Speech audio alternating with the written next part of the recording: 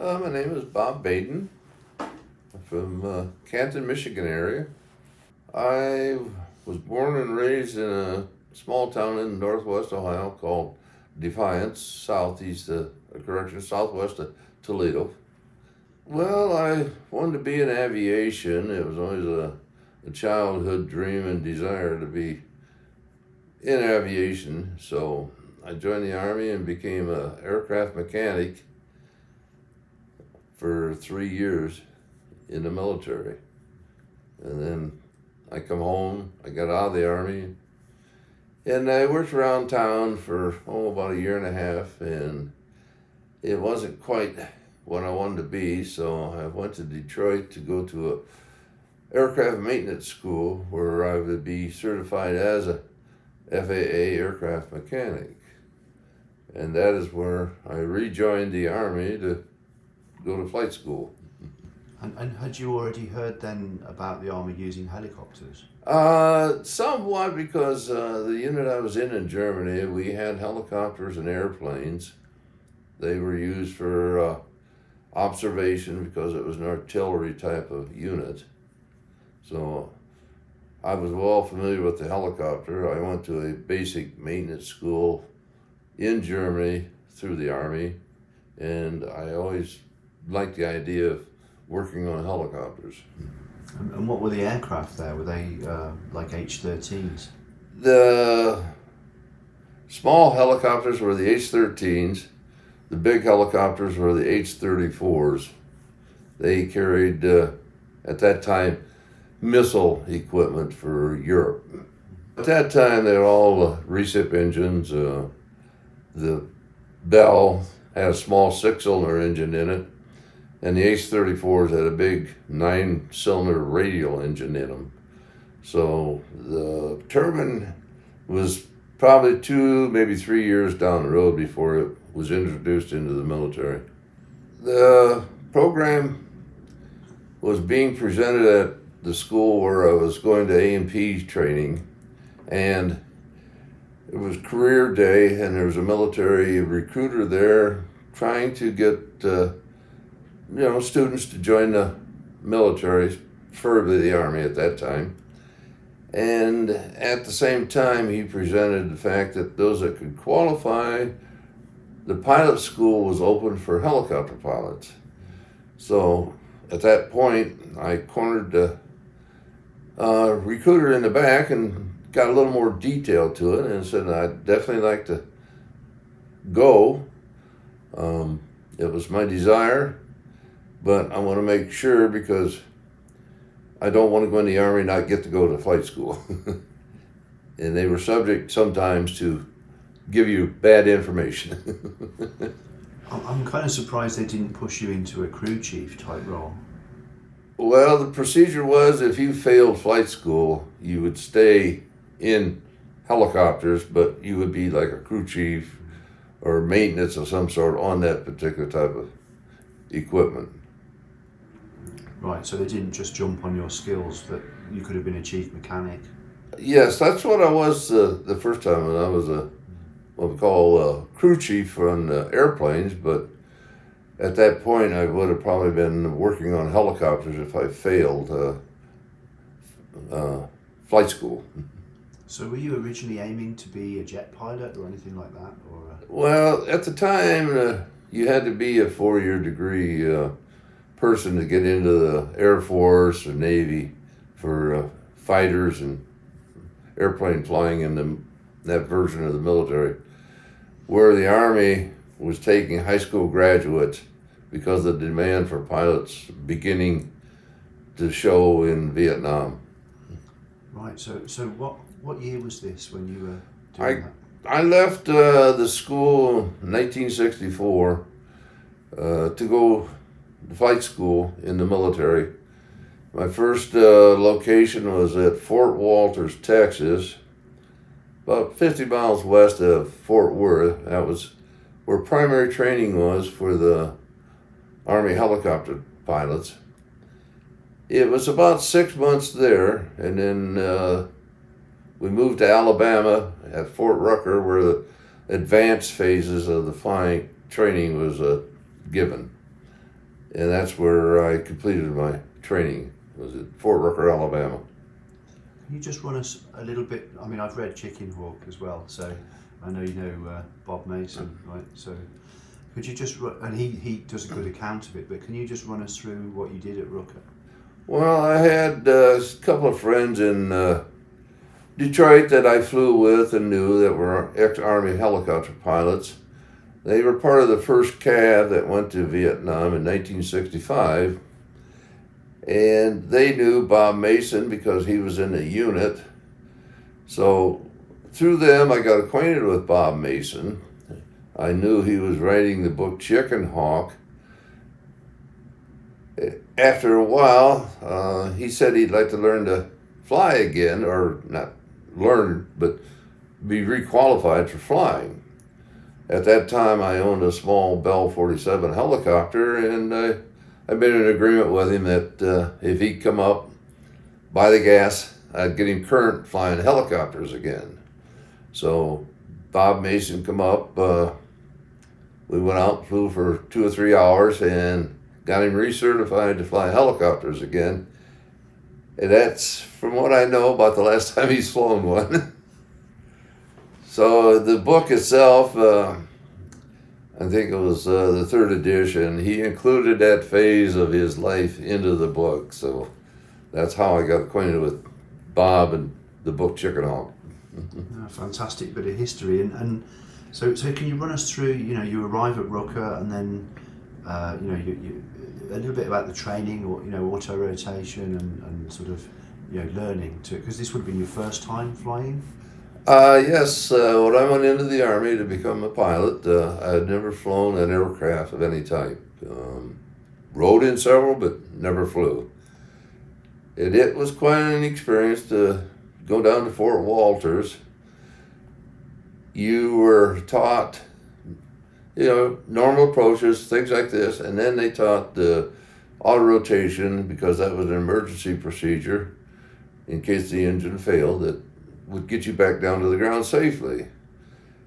And I recall the first time I ever done it solo, because that was part of the requirement, is to solo auto rotations, which I understand they don't do it anymore. So when I went up, first time around, I was so, I guess, panicky or what, but I squeezed the mic. And I was telling the whole world what I was doing. So when I got back down, the instructor knew exactly what I'd done. And how did it feel, touching down in the, on the LZ with no power? It's quite a feeling the first few times you do it, because it's a judgment call, a very, very critical judgment call. You have to know when and where and how to slow the helicopter down and cushion it onto the landing, which it has caused a lot of accidents from misjudgment. So to be able to do it, it was a big thrill. It took my breath away. How's that? Sure. And can you tell us a little about, because I understand they had different grades of LZ in terms of size? Yes, when we took our primary training at Fort Walters, when you got into the advanced stage after you soloed and got through what we call the basics, they started doing confined area approaches in designated areas throughout Texas, there where the school was. Part of them were pinnacle approaches, some were confined area approaches into woods type conditions. I remember on the Brazos River, they had a landing spot that was a kind of like a ledge on a cliff, and if you didn't stop in time, you were going to fly right into the side of the hill, and if you didn't land on the pinnacle, you were going to fall down in the river. So it was a very challenging procedure. And you also had some very small holes in forest or scrub, is that right? Yes. Usually it was like a a path like a golf course is what I would relate it to, is how a green might be crooked, maybe circular. They were different types of approaches, various types of trees,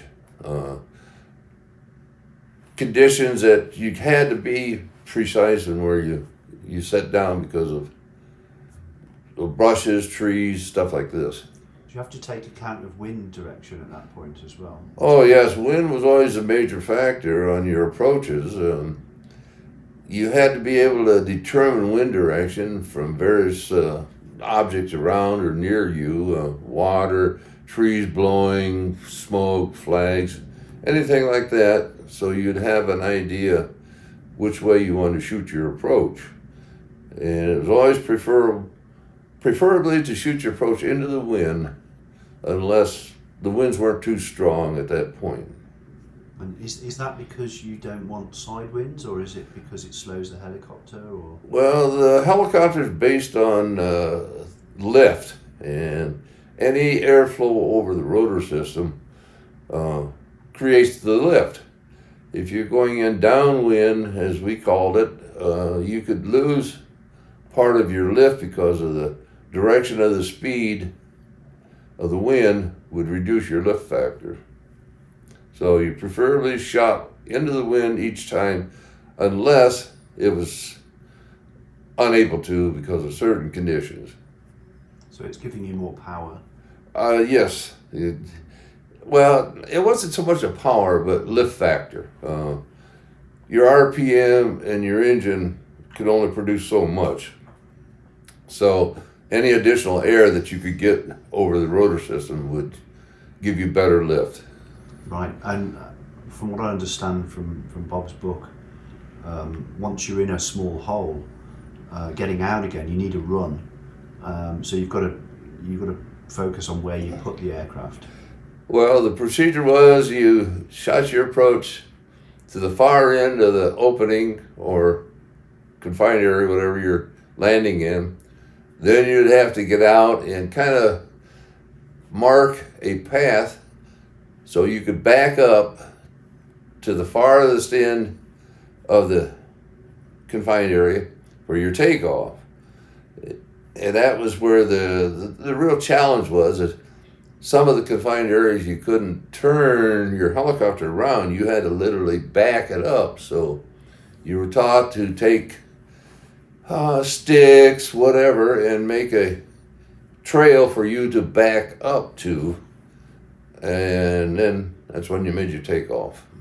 During any of that stage at Rooker, did you ever have to chop foliage? No. No, that was a no-no. Right. In the Vietnam, yes. So thank you. So we'll get to that, definitely. So so after Rooker, were you then assigned to an assault helicopter company and sent to Vietnam, or can you tell us a little about that? I had 30 days after graduation from flight school to go home, take care of any businesses, and be in San Francisco to go to Vietnam. So I was immediately out of flight school to Vietnam. I had to get to, I think it was Travis Air Force Base within that period of time. So it was a real go trip. And how did you feel about going to Vietnam? At the time, it was a kind of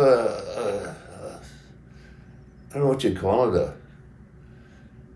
enthusiastic type of dream, you know. I'm ready to go. I'm a pilot. I'm going to go to Vietnam and fly. You just didn't realize how bad it was over there. So it was a challenge and something I look forward to. And what were your first? So I guess you flew into it in an airliner. I'm sorry? You probably flew in an airliner. Oh yes, we flew commercially to Vietnam. I think at the time it was Continental Airlines. We hopped across the Pacific Ocean, Hawaii. I think it was Midway, Guam, Clark, to get to Saigon, because the length of the trips or legs in between were too much for a non-stop like we can today. And how did you feel coming into Vietnam? The first thing was the smell. It's the same thing for most of the guys that went to Vietnam. As they walked off the airplane, and the hot, humid smell kind of hit you real quick.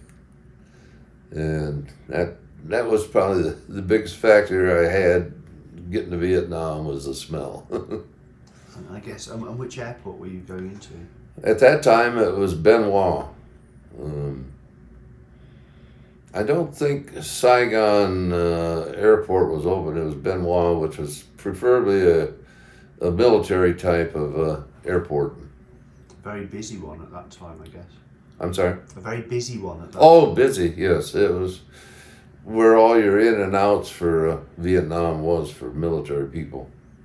They had the arrival, or what we call Repel Depot there, where your replacement, you'd go to it, and then you were assigned out of it to a unit in Vietnam. Did you already have orders for a unit, or did you get the assignation there? I had, I signed at the 52nd Battalion, which was headquartered in Pleiku. And there was two companies that made up the 52nd Battalion, the 119th and the 117th. They also had a airlift platoon that was attached to them. So I didn't know for sure which unit I was going to until I got to Pleiku, and then that's when I was assigned to the 117th in Quy Nhon, Vietnam. And can you tell us a little bit about Pleiku's sort of geography and location? Pleiku was, I would say, in the central highlands of Vietnam, kind of mid point between the north and the south portion of South Vietnam. It's in a mountainous area. I think the elevation was probably around 3,000 feet. Quy Nhon was right on the water, so we were sea level in Quy Nhon. Pleiku was kind of grassy, treed area.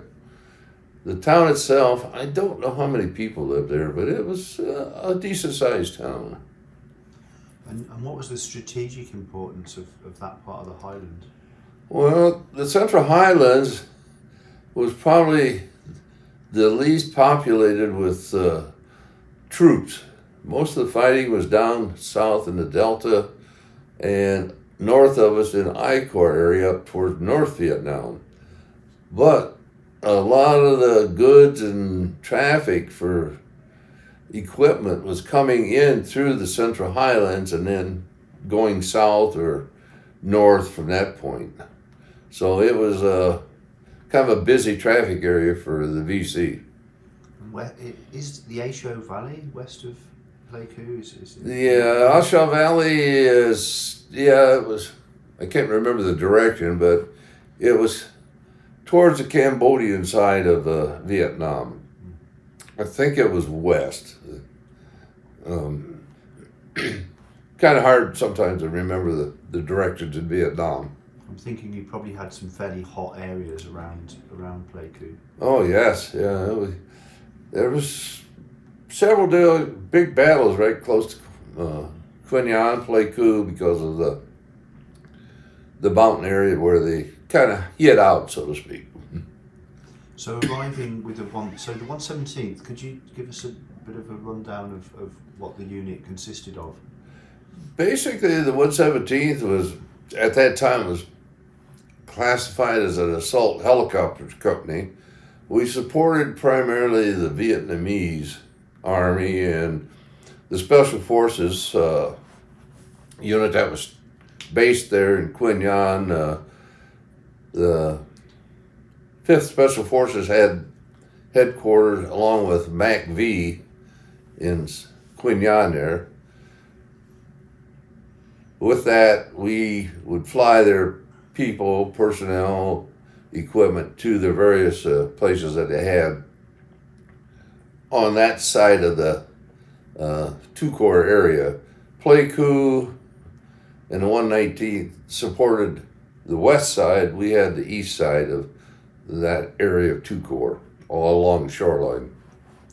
Right, so the 119th being the Crocs and the Gators, Yes. they were flying over into Laos and doing work with MACV-SOG.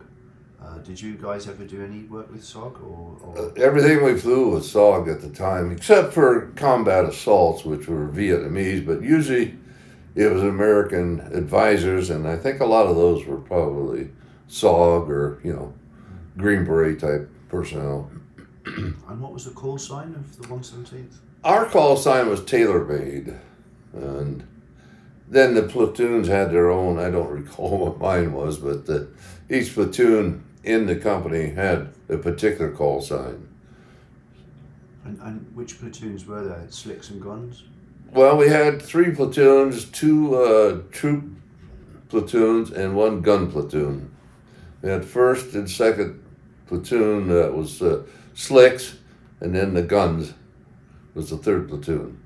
And which were you flying with? I was in the 2nd platoon of the 117th, which was a slick hauling people and equipment. And when you got there and got assigned, did you have to do like a check rides and that kind of thing? Yes, to become an aircraft commander, you had an orientation ride, and then you flew with one of the experienced pilots that had been there for a while until they felt that you were capable of handling the aircraft in a condition of you were the aircraft commander, that you could take over the controls if needed to from the other pilot, and that you were familiar enough with the area and procedures for that particular area. Had you had a chance to fly the Huey at Rucker?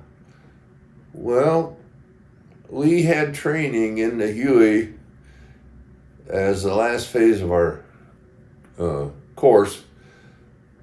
They used them for basic instrument training and conversion to turbine engine flying. We had A models, which none of them I think were deployed to Vietnam, and B models were the only 2 that was available at that time for the Army. So I took part of my training in the A and part of my training in the B model at Fort Rucker prior to Vietnam. Can you outline a little bit about what the difference was to acclimatise on a turbine engine? You have to monitor exhaust gas temperature and that kind of thing? Yeah, the turbine was a totally different breed compared to the recip. In the recip, your engine was controlled by you. There was a throttle that was connected to the collective, so anytime you made a collective change, you had to adjust the power, RPM, and stuff on the engine. The turbine engine was governor controlled, so what you would do is move your collective, and the governor would control the demand to the engine. You did have what we call EGT limits, and we also had what we call torque limits. Depending on the temperature of the day, you could either exceed one or both of those gauges in your power settings. Preferably, you tried to monitor the torque. That was always seemed to be the one that you would exceed first. If the engine was running good, your temperature on the EGT would be easily maintained. You had no control over them other than the amount of collective that you used. So we used to do what we call pull and go. You pull it to a certain point, make your takeoff, then adjust from that point. I'd been there about a month and a half, and I was flying with platoon captain. We were sling loading a Connex container into a hill near Quy Nhon that was used as a radio transmitting location. And as we were approaching, maybe a quarter or half a mile out, there was a small village right there near the mountain or hill, and we heard the fire. It made a sound. You could tell when you were being shot at. It had to crack. And then we heard a couple of rounds that hit the helicopter. So that was probably the first time I physically received fire, so to speak. And what happened? Did door gunners let loose? Yes, that got us in trouble because the captain told him to fire. Well, then there was an American advisor or something on the ground that says, "Stop shooting! You're shooting friendlies." And the captain called back and said, "Well, the friendlies don't shoot at us, do they?" And the only thing that saved us was the fact that there was 2 bullet holes in the tail boom of the helicopter when we got back to the base to prove that they had shot at us. So what, some Indian troops had let loose on you or something? Yeah, there were some, Viet Cong was in the village. Right. And we had some over there that would just they'd run out, take a shot at you. One shot Charlie is what we call them. To take a shot at you and then run back inside. And I think that's what it was. So the missions varied day to day. Mainly it was support flights that we were given to the various locations. We had about 7 or 8 different spots that we would fly support to and from. Anke, south towards Nha Trang, Huey, up north towards Bong Son. Out of Bong Son, there was a couple other places. Like I say, the 117th had the east side of the 2-Corps area. The 119th had the west side.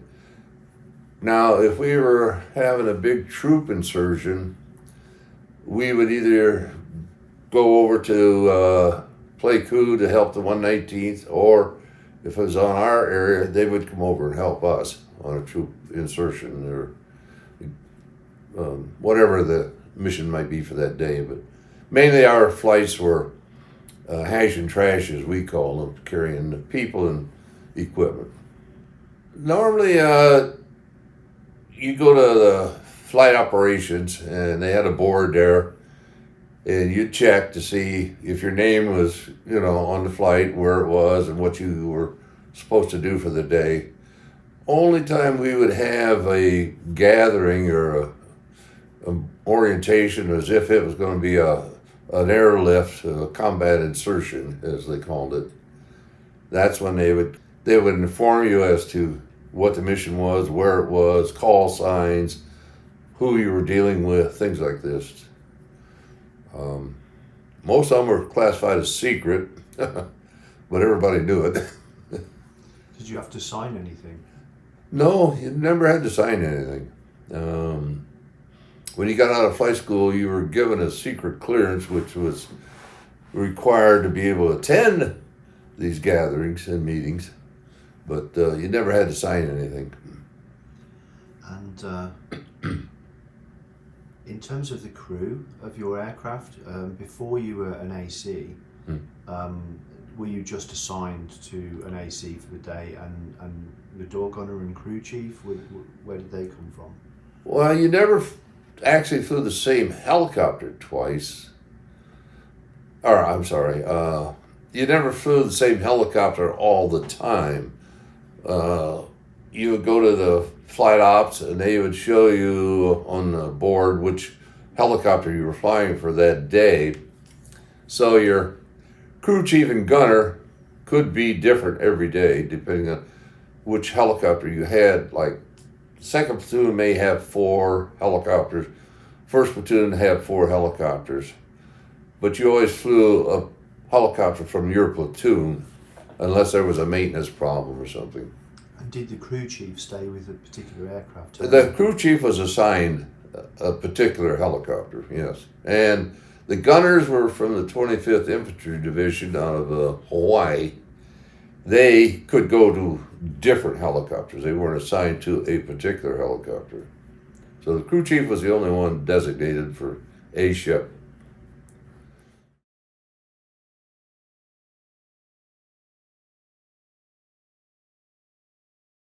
The weather that day was good, clear, partially cloudy, as we would call it. Sunny, warm. It's usually around 90 degrees or so in Vietnam.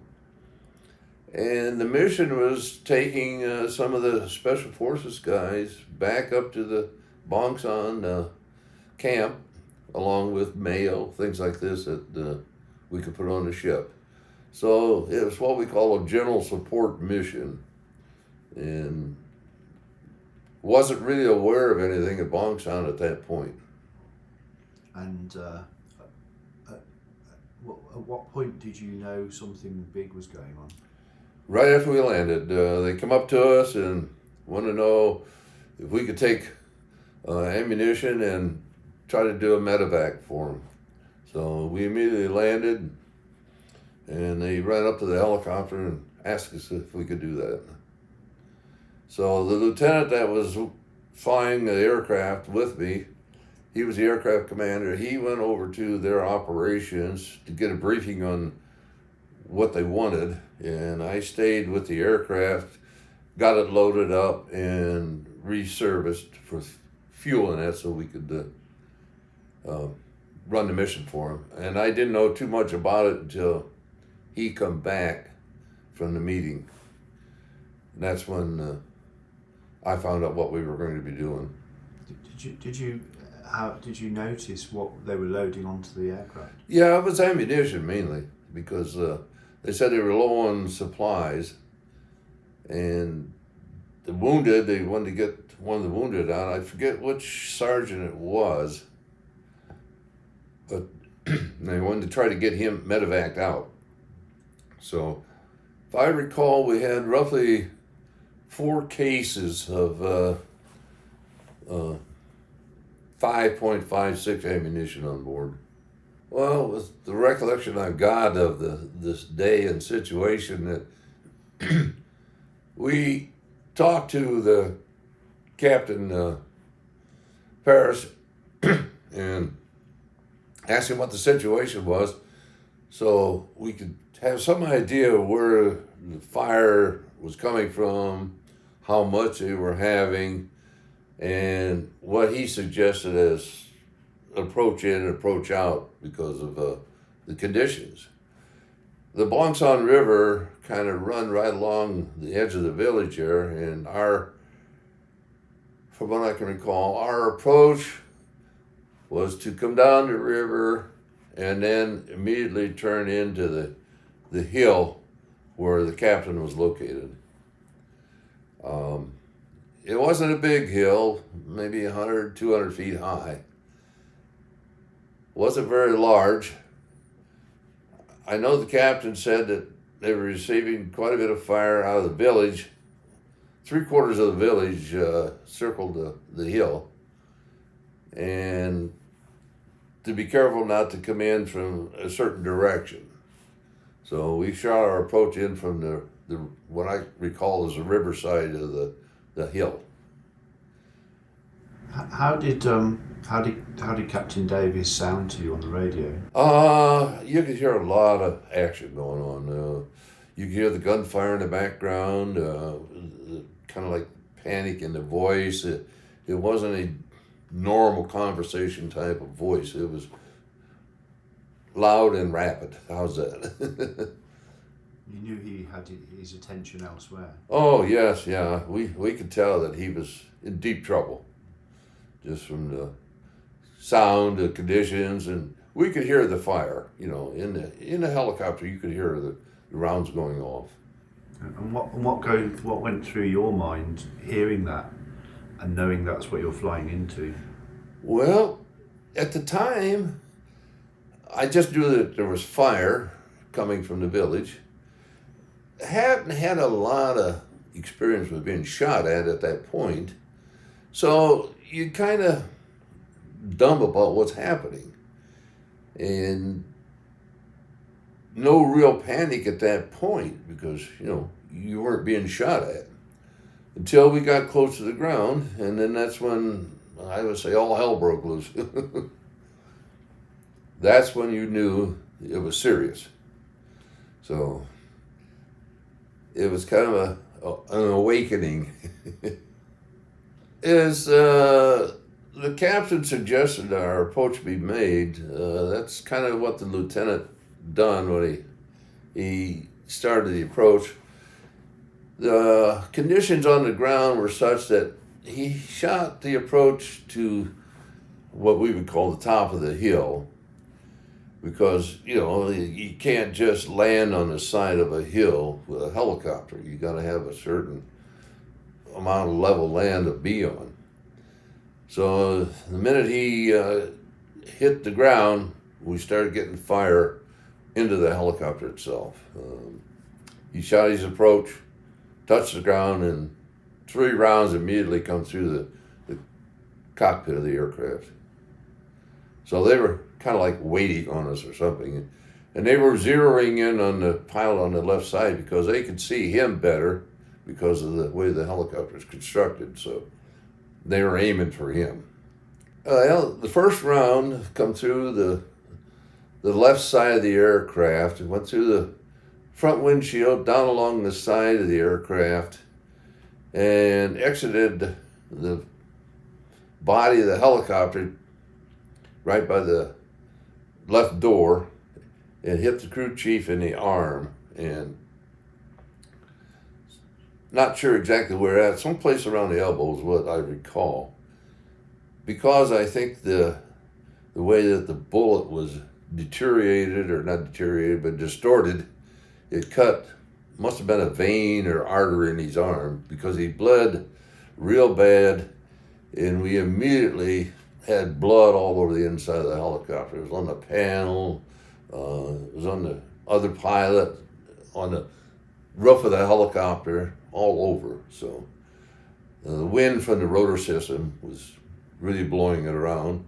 And then the second round come up through the chin bubble, went through the heel of the shoe that the lieutenant was wearing on the right foot, and hit a steel plate that he sat on, because that was the only armor plating we had for protection. And the impact stung bad enough that he felt that he was shot. And immediately the third round come through the panel, took out the airspeed indicator on the left side, and part of the bullet hit me in the face, shrapnel or something from the gates. I don't know which it was yet, but the other pilot screamed that he was hit, he was shot. So I immediately took the controls of the aircraft, and we started an exit then. So did you have kind of a professional calm going on at this point, or were you starting to shake a bit, or how were you feeling? Surprisingly enough, you don't think about those things at that point. All I knew is we had to get out of there. The crew chief was shot. I didn't know how bad. I knew I had to go back out the way I came in, because the fire was coming from the front of us. So I immediately got the helicopter off the ground, started down the hill on the backside, as I call it, and I yelled at the gunner, "Throw out ammunition, whatever you can do, get it out." And to my knowledge, I think he got at least 2 boxes of ammunition out at that point. And by that time, I was getting airspeed and heading back to the Bong Son airfield. And I guess you knew you had a serious casualty on board. Well, that's the thing. I didn't know how bad he was wounded. I just knew that there was a lot of blood, and the gunner that was in the back seat, he wasn't hit, but he was telling me that the crew chief was bleeding real bad. So when we got back, and immediately the crew or special forces guys took the crew chief and started giving him first aid. So, and at that point, that's basically when I realized that it was a real bad situation. That's when the shaking showed up. I believe that was Ron Dias that was. Yes, it was, yes. And what he told me at our meeting here just a day or so ago, that the crew chief was pretty bad hurt. So he lost a lot of blood. I have never seen or talked to the crew chief since that point. So you delivered some much needed ammo to and probably pretty much kept Paris alive. I'm hoping that was the result of our trip. Just a quick conversation I had with the colonel. He said he did get the ammunition, which hopefully that was a saving point for him, or at least a very helpful point. And I think he had to wait again to get another Huey in to try and to get Billy out. Yes, as we were flying back, I heard our company aircraft talking on the radio, saying that they were inbound to play Bong Son. I don't know how many aircraft. I think it was probably 6 aircraft were coming, along with gunships. If we'd have had a gun with us that day, we probably wouldn't have had the problems that we had. But we were a lone slick and not expecting any, problems. We didn't have gun support with us. Did your door gunner or crew chief open up with the 60s at any point? Oh yeah. The door gunner he was shooting quite a bit. Crew chief, after he got hit, which was almost immediately upon landing, he couldn't shoot because you had to hold the M60 at that time. We didn't have gun mounts in the B model Hueys. Normally, what the crew chief and the gunner would do is put a bungee cord on the ceiling of the helicopter and attach it to the M60 to help support it a little bit, to take some of the weight off them. So it was kind of road and cruise at that point. Just rolling it back a little, had you had any other experience up to then of supporting troops in combat? Oh yeah, we had several assaults that we were involved with. That was the second time I'd received enemy fire directly into the helicopter I was flying. But we had several assaults around the area with the Arvins. There was fire on several occasions, but I never received any myself. I would say at that point we probably had at least 7 or 8 good assaults that we had made with combat troops. I know one day there north of Quin Yon, we were taking Arvins in for a search and destroy, trying to find a POW camp. And the 119th out of Pleiku lost 2 gunships back to back on gun runs due to, I think, a 50 caliber machine gun. They both went inverted, crashed on the gun run. And one of them was a good friend, or not a good friend, but a friend of mine that I knew from flight school, and it was bad. I was at the air base when they brought the remains in, and there wasn't too much left. So you knew you were in a very dangerous war. Oh, yes, yeah. And this was only about 8 or 10 miles north of where we based at. So they were there, all around you. I often, when I talk to Vietnam vets, ask them how they felt about the Viet Cong. Did you respect them as an enemy? Yeah, I had no problem with the people. I didn't trust a lot of them because you couldn't tell who they were, because they would be cleaning your hooch in the day and maybe shooting at you at nighttime. The way we could tell something was going to happen is they wouldn't show up for work. Or you go downtown and none of the bars and stuff would be busy. you knew something was going to happen. So that was our major indicators as to problems that might show up. We got our ammo dump blown up because they got some satchel people in and planted explosives in our ammo dump. And that day, it was like a quiet day. Nothing was going on. So we knew something was in the wind. And boom, that night it was. Did you experience other elements of sabotage?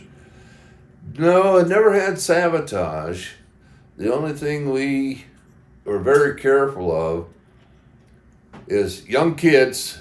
Every time you land someplace, kids would come out of the woods. They seemed to be everywhere you went. And you never saw them till you were on the ground. Or we would watch for Vietnamese troops to make sure they didn't leave something behind when they got out of the helicopter. That was a problem with some of the units had there, that they'd get out of the helicopter and leave a grenade under the seat or something. So rule number one is make sure that nobody leaves anything when they exit the aircraft. So you're having to keep an eye on even the guys that you were supporting? Supporting, yes, yeah. You didn't know who they were, there was no night and day between them. It was maybe. We did not have American ground troops at that time fighting any of the VC or North Vietnamese. It was all Vietnamese Army. The Americans didn't show up till around, I think, May or June of 65. It wasn't till maybe July that I flew my first American soldier. And at that time, we had part of the 101st Airborne that was being used as clearing forces for the first Cav to come in to An K. So we never really supported much American troops until that point. Mainly it was the Special Forces people or maybe advisors out of Saigon that we would fly around. But no American ground troops. Did you do any flying at night? Oh yes, yeah. Night was no excuse. We used to have to fly ships most of the night with flares on several occasions. Sometimes your trip would be delayed because of the personnel you were flying was late. I think there was probably 10 or 12 nights that I flew in Vietnam. When it's night, it's night. There's no lights like in America here where you got cities that are lit up and cars driving around. It was black. So it was fun. The key, I think, at that time is you didn't think about what you were doing. You just done it. Most of the guys that had a problem was ones that would think what's going to happen, what they had to do, this and that. You just had to, I got to do this today, and try not to meditate on it too much. So. One faulty gauge and you're in the side of a mountain, right? Oh, yeah. You could.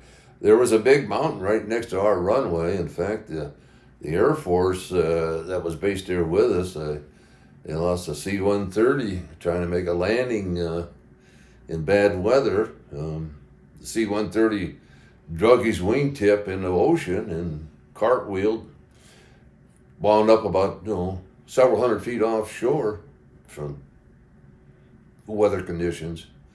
You didn't have radar and a lot of the stuff that you got.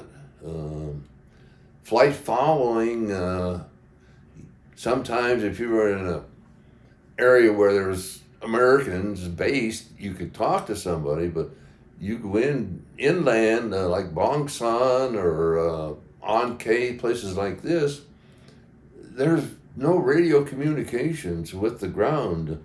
You'd try to talk to somebody that's in the air to relay messages for you. So flight following was real radar was non-existent. So now the big major airports had it, like Tonsanut, Da Nang, places like that had Air Force and a lot of airplane activity. They didn't have the radar, but Quin Yon, no. We had a tower, and that was about it. How was commo? Was there any situation where you lost comms with everyone, or were you always in contact and able to talk to base? A lot of times you didn't talk to anybody. Yeah, just about every flight. If there was areas, the radios worked on line of sight. So if you had a mountain between you and the other party, you couldn't talk to them. So you just, time and distance is basically what you were flying by.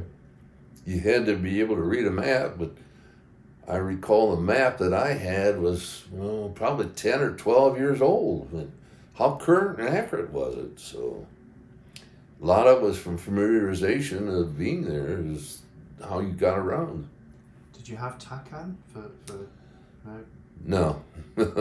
We heard about it, but no, we did not have TACAN. Now, later on, they got, I think it's with, like the Big Red One, when they come in, sometimes people had DECA, which was supposed to be a moving map, but it didn't work.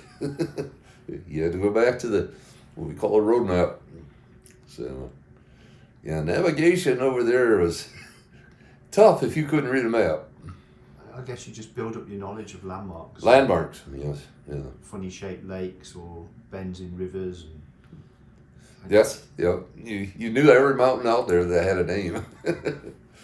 So, like going into Bong Son, there was a pass you kind of had to go through, and later on, the VC or whoever it was had machine guns on both sides of the pass, and they like to catch the pilots flying slow and easy down through that valley, and so you had a name. You get above so and so, it's a certain altitude. And what were your sort of typical altitudes for different situations?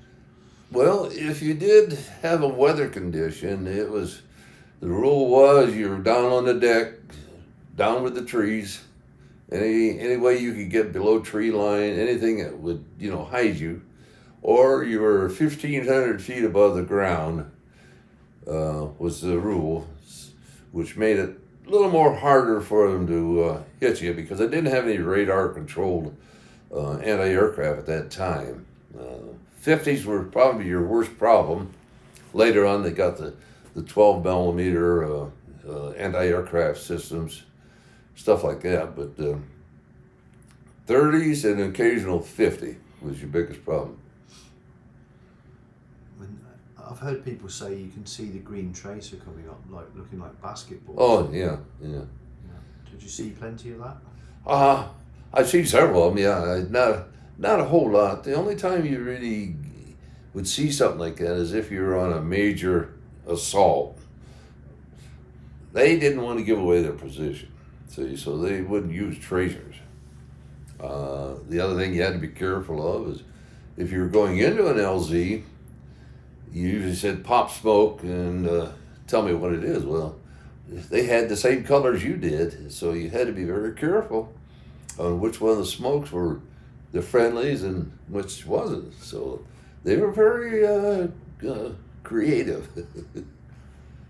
Did you know at that time of any risks of there being anti-helicopter devices or spikes or tripwires? Oh yes, yeah. Was that happening already in '65? Yeah, well, yeah, because talking with the Special Forces people, we usually didn't go away from the bases where we would land at, because anything outside the fence was unfriendly territory. So, but talking with them, they would tell us about what they would do, and as far as booby traps, things like this out in the jungle and villages. You didn't just pick up anything and walk off with it, especially if it's a VC area, because they would booby trap everything and anything. I personally, like I say, never saw it, but I heard a lot about it. Did you have, if you're going to go in with a stick or a chalk of slicks, would you have somebody scout the LZ first? They usually, day or so before, the commander who was going to lead the flight in, they would go out on a surveillance flight, trying not to give away any potential, assaults. So they would kind of go out and survey the area. And like I say, most of the places we knew, familiarization, Bend In Valley, we had an assault in there before the big first calf come in. And nobody's been in that valley since the French were there. And what happened, this colonel who was unfamiliar with the facilities in the area decided he'd like to go in there on a search and destroy mission, and walked right into the middle of a trap. So you had to know your country. Surveillance, stuff like this. If the VC, they were able to figure out how to effectively hurt you the most, it seemed like. They were very cunning and creative. Yeah, I got that sense from talking to a lot of SOG vets, of how adaptable the enemy was and how quickly they changed tactics and Yes. adjusted. A formidable army to fight. They were good.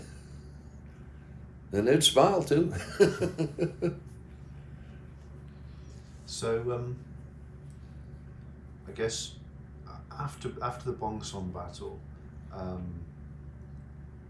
what sort of operations were you involved with? Well, after that, it was pretty much routine flying, a few combat assaults. Then we heard the American troops were starting to come in.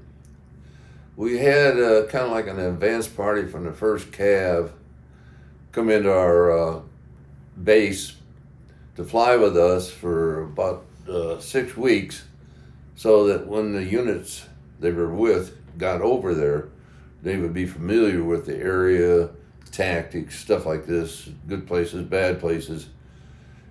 And after that, we started working with American troops, flying 101st, some of the Big Red One. They brought their own helicopters with them, and when they come in, they had the new D models. So they give us half of their D models, and they took half of our B models, so we had some new aircraft to fly. And that's how I got to fly the D model, which was everybody's choice because it was bigger, better, nice seats, had armor plating on the seats, things like this. So that was our favorite aircraft. So they were already learning lessons by putting armor on the seats, I guess. I'm sorry? They were already learning lessons. Oh, yes, yeah. In the design of the helicopter. Yeah, the helicopter, right, yes. They had real nice sliding pieces on the side that you could move in and out, so when you're on the assault, you could slide them up and shots from the side would be protected from you. In the B models, all you had was we had a flak vest. We didn't really have the chicken plate at that time. So when the new aircraft come in, we started getting chicken plates, and then the armored seats. So your only vulnerable place was in the head or the groin area, because your back was protected, your side was protected, and then your chest was protected. So your groin and the head was the two major areas that would hurt you. Did they come? So there came a point where you were issued chicken plates with the ceramic. Yes. Yeah. And did your door gunner sit on the rear plate? 'Cause I've heard that as a tip. Yes. We had. I think he was a gunner. Put his plate underneath the seat, and it did save him. A round come through, it hit the chicken plate he was sitting on. Other than that, it probably got him right in the butt. I've heard it from a crew chief, you know, that the majority of fire's coming up at you. Yes, So yeah. put your plate under your seat. Right. Yeah, in the back end, you had nothing protecting you except the chicken plate. So that's what they would do.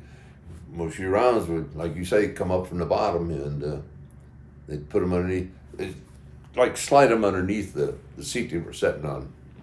I've heard also door gunners say that the thing that protected them the most was the M60, because by firing at the enemy, you're going to try and suppress them. Oh yes, yeah. Yeah, the last combat assault I was on, we went into Bendon Valley with the 101st, and like I say, nobody had been up that valley in years. The first lift, very little activity. The second lift, they were getting their act together. I literally saw VC or North Vietnam soldiers in a ditch shooting at us. It was like the shooting gallery. We were flying in and they were shooting at us coming down. I took several rounds into the aircraft at that point. They hit, I know the fuel cell because I lost about an hour's worth of fuel in 15 minutes. I told the aircraft behind me, I said, can you see anything, smoke or anything? And he said, no, but it looks like you got fuel coming out. I said, do me a favor, follow me. If you see anything, let me know. I'm going to fly this thing till I run out of gas or catches on fire. But I'm going to put as much distance between me and that area as I can. So. Wow. So at that point, would you go down to a height where you can auto-rotate from? Yeah. 500 feet was usually a recommended minimum for auto rotation. They give you a little time to get your act together. You could do, and we practiced what they call a low-level auto rotation at around 100 feet. So it was a fast, quick maneuver, and you had to be, having decent airspeed, maybe 60, 80 knots when you'd done this. But, we could do what we call a low-level auto rotation. I suppose being that low, you kind of run the risk of not being able to see where the hole you're going to put yourself into. That's right, yeah. You had to have open area in front of you. And the only time you'd do that is there was enough rice paddy and stuff around it. Nice open areas except where the hills and the mountains were. They were all wooded. But most of the valleys were growing the rice and stuff, so you had plenty of open areas. So what happened on that? Did you make it back? Yeah, I made it back to the stage area. It was about, I'd say around 15 miles or so from where we were putting the troops in. Minor recollection, there again, it's been a long time ago, but I made it back. We lost, well, let me put it this way. We had two companies, the 119th, 117th, and 6 H-34s from the Marines up in I Corps that were on this mission with us. And every aircraft in every unit took a hit. So we had no aircraft that had gotten out. And the only thing that saved the troops on the ground was the first cav was flying off of the boats to Ankh with their aircraft. And they literally pulled the guys out of the air and formed a rescue flight. I saw an H-34 with a 1 yard square marked on the nose of it, and there was 36 rounds in that 1 yard square. So he flew right into a machine gun. We lost one aircraft in the LZ. The company commander had 2 aircraft shot out from underneath of him. One of them in the LZ, and then the other one, he was able to get out, but he had to put it down. And it was a bad day. But they got out. We got out. They finally got some reinforcements into the 101st. Saved them. They I only had like a company and a half on the ground, and they got shut up pretty good from the reports I'd heard. So, but that's the first time I'd literally seen the enemy shooting at me. And that's when the chicken plate, you would get hunkered down in the seat as low as you could get so that, nothing was sticking out. Well, the rule of thumb was as soon as the skids hit the ground, there better be some feet hitting the ground too. And that was a crew chief and gunner's responsibility, is to get the guys out of the aircraft as soon as possible, especially if it was a hot LZ. You didn't want to be sitting there having lunch. You wanted to be gone. So there was actually times when they would kind of help the guys out of the aircraft about a foot or two above the ground to minimize the ground time. So you'd come in, hit, get your troops off the ship, and to depart, usually I'd say 10, 15 seconds was a long time on the ground. I mean, they didn't mess around. I got the Air Medal with V device for the action at Bong Son with Colonel Davis. Other than that, it was just standard air medals that you received for so many combat flights. But that was the only medal I got out of the military. How many sort of sorties or operations did you do in your tour? Well, I had what they call 7 awards of the Air Medal. I had roughly 360 hours total flying time. I was in a crash over there, broke my ankle, and got sent home after about 6.5 months in country. Can we talk about that mission? Sure, yes. So how did that start? Well, we were on it was actually 3 days after I got shot up at the Binh Dinh Valley assault. We were taking an advanced cruise down to south of Nha Trang to what we call Dong Ba Tin, which was right near the Cameron Bay, which at that time was nothing but a sandbar. There was no port or nothing there. And there was a flight of 4 of us. I was number 2 in the formation. We got down to Dong Ba Tin, and we needed to get back to Nha Trang to top off on fuel so we could get back to Quy Nhon. Roughly 4 o'clock or so in the afternoon, 3:30, 4 o'clock. There was always a thunderstorm. I'd like to come down the valley, fly right over the top of Nha Trang, and out into the ocean. And that happened to be when we were trying to get back to Nha Trang to get fuel. When we took off, being number 2 ship,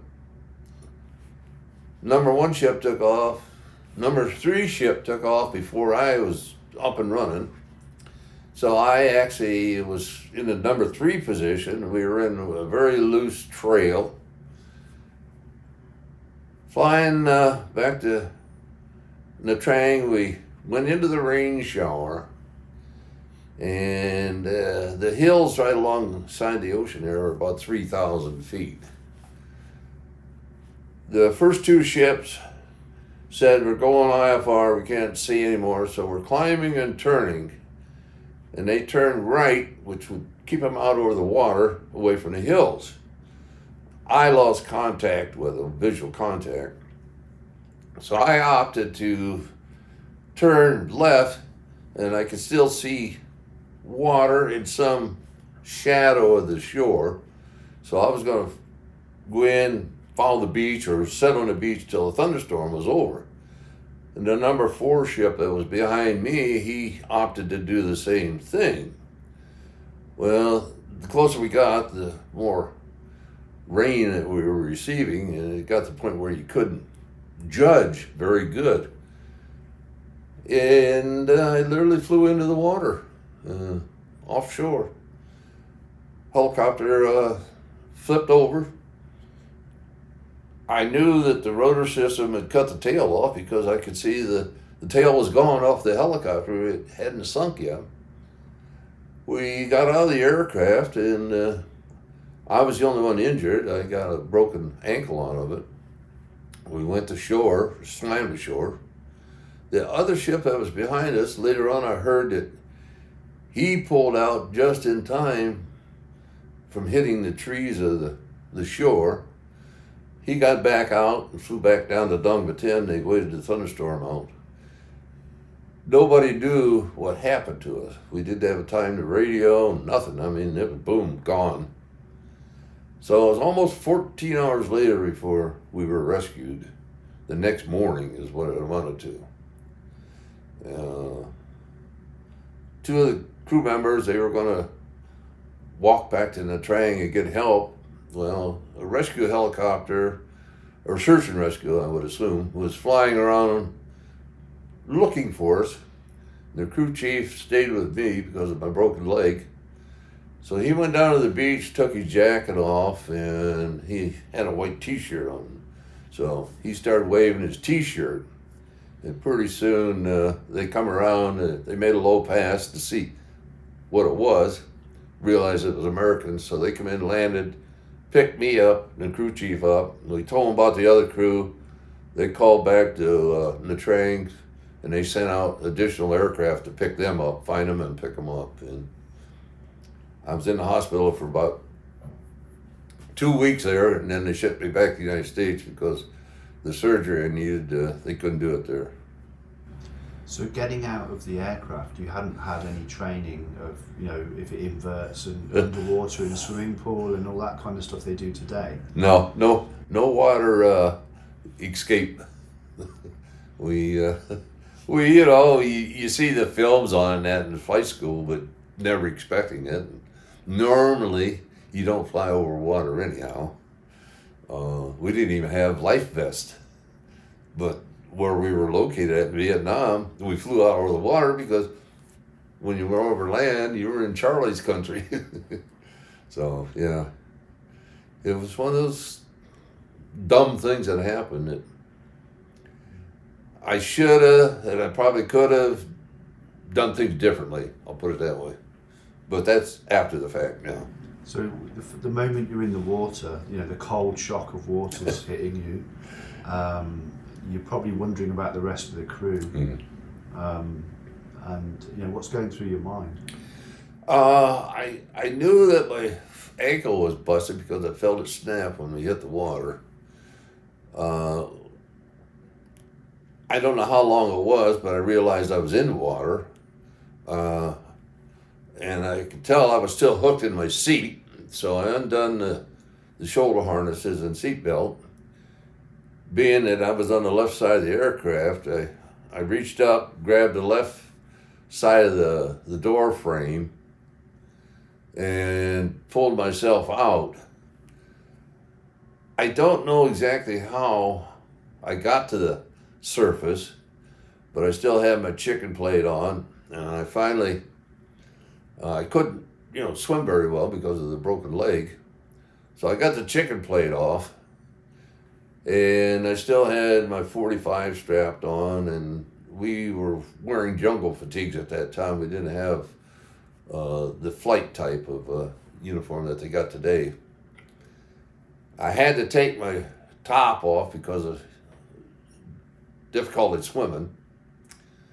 I got out, then the other pilot, I saw him come up, then I saw the crew chief come up, and then the gunner finally popped up. So I knew all four of us were alive. I told him, I said, I gotta get to shore, I can't stay out here any longer. So I started swimming to shore.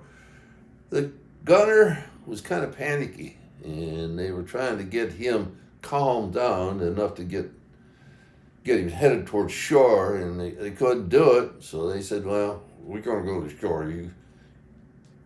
You gotta figure this out yourself or something. I don't know what it was, but they kind of left him, and pretty soon he come to his senses. And we all swam to shore, but there again, nobody knew where we were at. No weapons, nothing to protect ourselves with. I think I had a pocket knife. That was about it. They had helicopters out later on, I think, searching for us, but not knowing where or what. They were just going up and down the beach, or not beach, but the beach, I guess you'd call it, till the next morning, about 8, 9 o'clock, I think, when we flagged that ship down.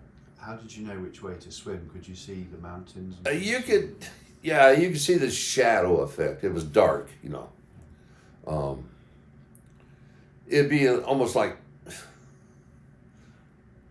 looking through fog at a mountain. You knew it was there, but you couldn't see it distinctively. So, to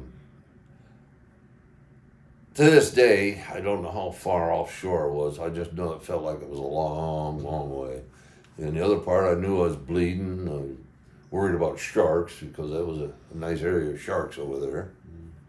And I knew they liked fresh meat, so it made me swim fast. So that got you motivated. Motivated, yes. That's a great tale, Bob. Thank you. Do you remember any particular people that you served with over there?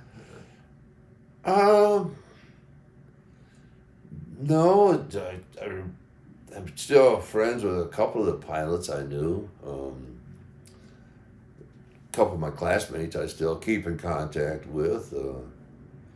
The guys I know from the CAV that I flew with in Detroit, one of them died, last fall, but the other one, he's in pretty bad shape. He lives there in Canton with me. They were both Silver Star awarded. I got a good friend that lives here in Arlington, Alexandria, that was part of the first CAV, the Idrang Valley battle. So that's basically the people that I still contact or talk with.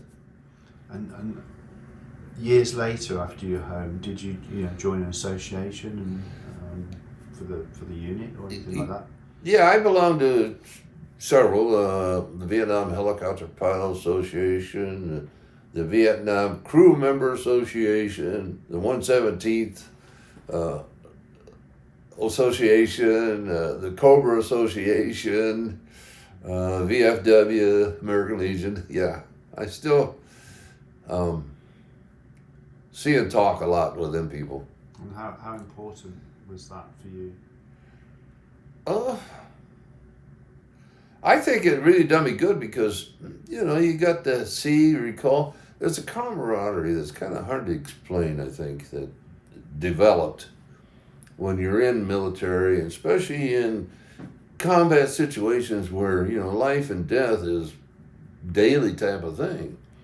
So you somehow come up with a good, strong feeling, and it's like you're the only one that you could talk, or they're the only ones you could talk with. My wife's a psychologist. She had no idea what post-traumatic syndrome was when I first met her. And she worked with me getting VA disability, and she got familiar with what it was and how it was. So now she's pretty well versed in post-traumatic. And it's the same thing that police get. Anybody that's in what I would call dangerous situations a lot. And you learn to deal with it, but you can't communicate with it because some people just don't want to hear about killings and, crashes and stuff like this here. So you don't talk of the outside, so to speak, with it. Is that also because perhaps, you were from the Vietnam War and it was viewed by the media and it was, negatively and affected the way people looked at veterans back then? Yes, it was kind of tough coming back home. Well, I was Medevac out of Vietnam, so I went to Chicago to Great Lakes Naval Hospital for my ankle surgery. Then I went to Fort Rucker, but I got out in February '68, and it was still pretty nasty as far as what I'm trying to say here. The resentment of the war, so to speak, I went back to Detroit, and lived real close to the University of Michigan, and they were always having their speeches and gatherings against the war and that. So I didn't avoid it, but I didn't try to make myself available to them either. So and it bothered me to see they were blaming us, the troops, for something that the government was creating and causing, not us. We were just doing what we were told. So. And did it take a while for you to be able to talk about your experiences in Vietnam, or were you okay with certain buddies? I had no problem talking with it because I looked at it like I didn't go over to Vietnam to kill people. I went over to fly in helicopters. And part of the flying of the helicopters entailed, combat assaults, shooting at people, whatever the case may be. So I didn't take it as personally going over there and killing people. A lot of the guys I've talked to in the past, their big thing is, I had to shoot this and I had to do that. Well, yeah, but you didn't want to, did you? So I don't think you're blamed for what you've done. Paris Davis told me that he'd been shot 11 times in Vietnam, and the thing that hurt the most was being spat on in the airport. Yes, yeah. I could understand that. That's an emotional injury instead of a physical injury, and that stays with you forever. You can't get rid of it. And how do you feel having been in the ceremony yesterday? Oh, I think that was a lifetime dream, so to speak, to see and experience the highest honor in the country given to an individual that you knew somewhat and helped in life. When he walked in that night at our reception, I could feel just like an emotional veil being pulled over me. It was very touching, so to speak.